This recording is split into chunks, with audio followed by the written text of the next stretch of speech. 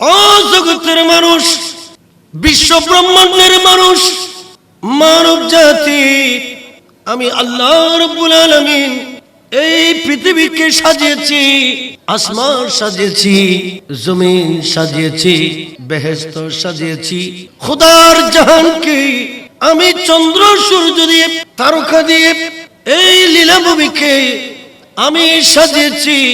পৃথিবীর জমিনকে সাগর মহাসাগর, পাহাড় পর্বত, এই পৃথিবীর জমিনে গাছপালা সব কিছু দিয়ে আমি খোদা এই পৃথিবীর জমিনকে পরিপূর্ণ করেছি। একটি মাত্র কারণ, আমি আল্লাহ এই পৃথিবীতে, আমি আল্লাহ আমার প্রতিনিধি, আমার খলিফা পৃথিবীর জমিনে প্রেরণ করব। যে নবীজির কারণে আল্লাহ আসমান বানিয়েছেন, যে নবীজির কারণে আল্লাহ বেহেশত বানিয়েছেন, রাসূল পাকের কারণে চন্দ্র সূর্য বানিয়েছেন, গ্রহ নক্ষত্র, সারা পৃথিবী 18,000 রকমের খোদার কুদরতের সৃষ্টি, এগুলি সব আল্লাহ সৃষ্টি করেছেন একমাত্র প্রিয় নবী হুজুর করিম সাল্লাল্লাহু আলাইহি ওয়াসাল্লামের কারণে। যেহেতু হাদিসে পাকে স্পষ্ট লেখা আছে আল্লাহ পাকের যে এই কুদরতের সৃষ্টি, এই সৃষ্টির মূল হলেন প্রিয় নবী হুজুর করিম সাল্লাল্লাহু আলাইহি ওয়াসাল্লাম। বলেন না সুবহানাল্লাহ। সবকিছুর মূলকে নবীজি, সবকিছুর মূল রাসূল, সবকিছুর মূল রাসূল। অসংখ্য নবী রাসূল পৃথিবীতে আল্লাহ প্রেরণ করেছেন। আমরা মুসলমান জাতি হিসেবে অসংখ্য নবী রাসূল পৃথিবীতে আগমন করেছে। সব নবী রাসূল পৃথিবীতে আগমনের একটা উদ্দেশ্য ছিল। আল্লাহ পাক রব্বুল আলামিন কেন পাঠিয়েছেন? আল্লাহ পাক নিজেই বলেন, ইন্নী জাইলুন ফিল আরদি খলিফা। আল্লাহ পাক বলেন, ও জগতের মানুষ, বিশ্ব ব্রহ্মাণ্ডের মানুষ, মানব জাতি, আমি আল্লাহ রাব্বুল আলামিন এই পৃথিবীকে সাজিয়েছি, আসমান সাজিয়েছি, জমিন সাজিয়েছি, বেহেশত সাজিয়েছি, খোদার জাহানকে আমি চন্দ্র সূর্য দিয়ে, তারকা দিয়ে, এই লীলাভূমিকে আমি সাজিয়েছি। পৃথিবীর জমিনকে সাগর মহাসাগর, পাহাড় পর্বত, এই পৃথিবীর জমিনে গাছপালা সব কিছু দিয়ে আমি খোদা এই পৃথিবীর জমিনকে পরিপূর্ণ করেছি।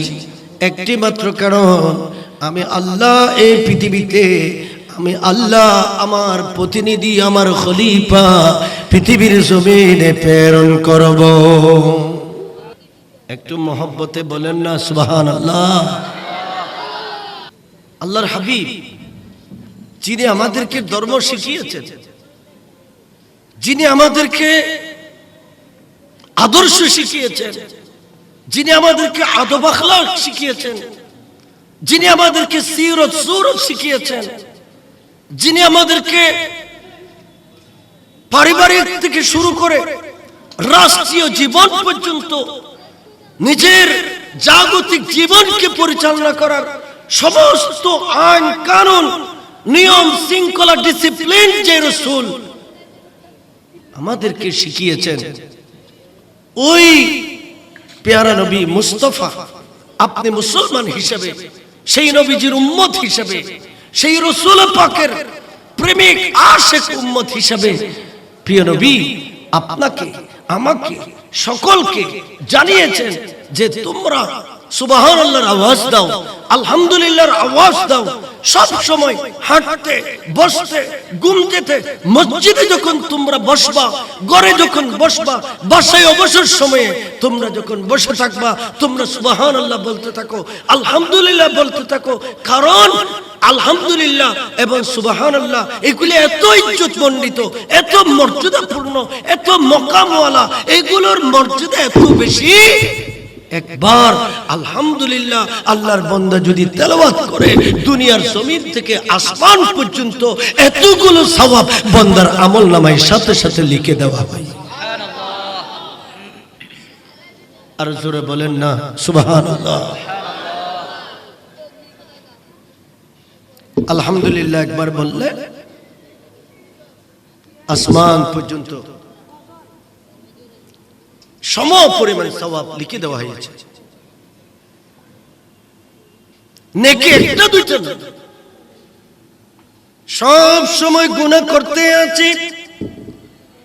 ডানের দিকে চাইলে আমাদের জীবনে গুনাহ, বামের দিকে চাইলে গুনাহ, সামনের দিকে চাইলে গুনাহ, পিছনের দিকে চাইলে গুনাহ।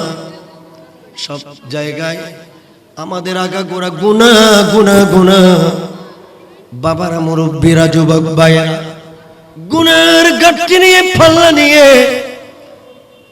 বেহেশতে যাওয়া যাবে না, গুনাহ নিয়ে বেহেশতে যাওয়া যায় না।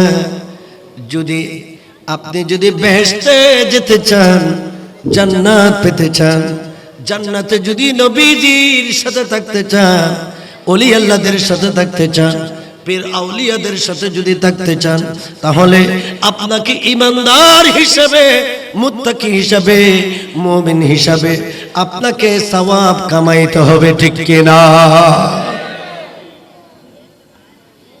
পুরো দিন চলে গেল গুনাহের ভিতরে, ইবাদত তো করতে পারি নাই।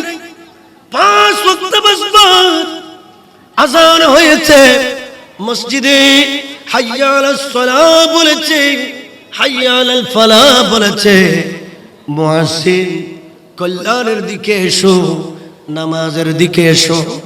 যেই নামাজ সবচেয়ে বড় ইবাদত, মূল্যবান ইবাদত, শ্রেষ্ঠ ইবাদত, যেই নামাজ আমাদেরকে শিক্ষা দেওয়ার জন্য, প্রশিক্ষণ দেওয়ার জন্য দয়াল নবী, প্যারা নবী এই পৃথিবীতে আগমন করেছেন, ওই নামাজ আমরা ঠিকমতো আদায় করতে পারি না।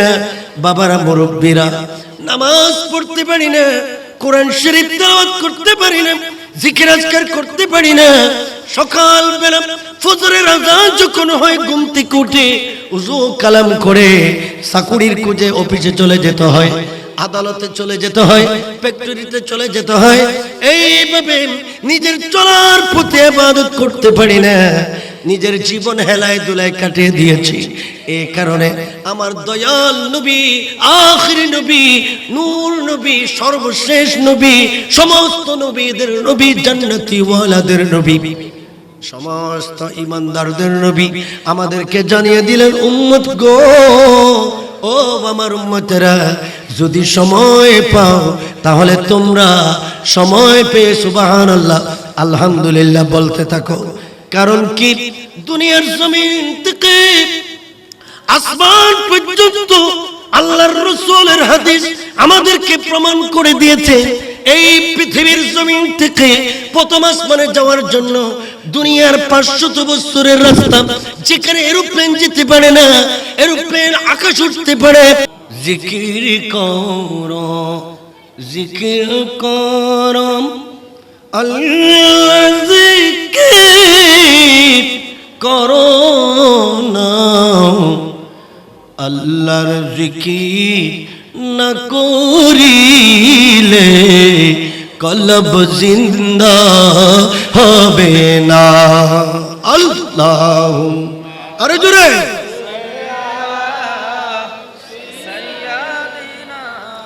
মৌলানা মুহাম্মদ ওয়া আলা আলি সাইয়্যিদিনা।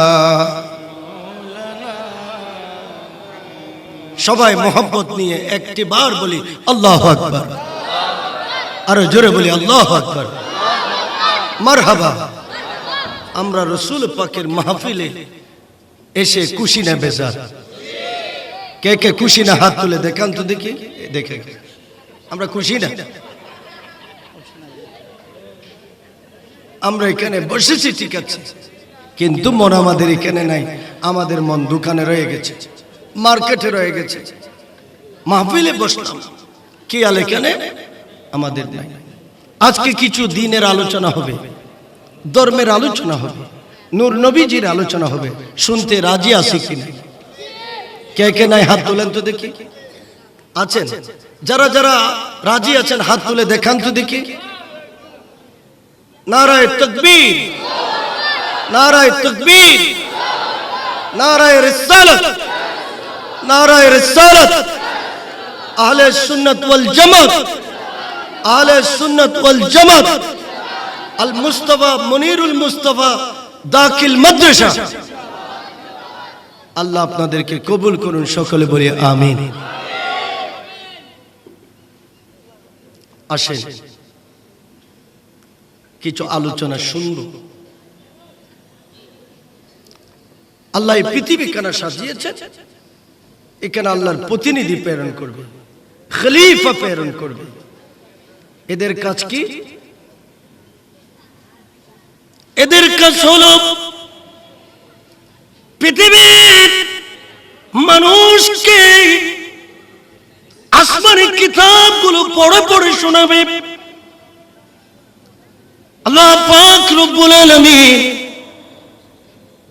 সমস্ত নবী রাসূলকে বড় বড় কিতাব দিয়েছেন, আসমানি কিতাব দিয়েছেন। এইভাবে ছোট ছোট অনেক কিতাব দিয়েছেন, হাজারো হাজার কিতাব দিয়েছেন, বড় বড় কিতাব দিয়েছেন। আসমানি বড় বড় কিতাবগুলো হলো 104 খানা। 104 খানা আসমানি কিতাবের মধ্যে শ্রেষ্ঠ হলো 4টা। আবার 4টার ভিতরে সর্বশ্রেষ্ঠ হলো 30 পারা কোরআন।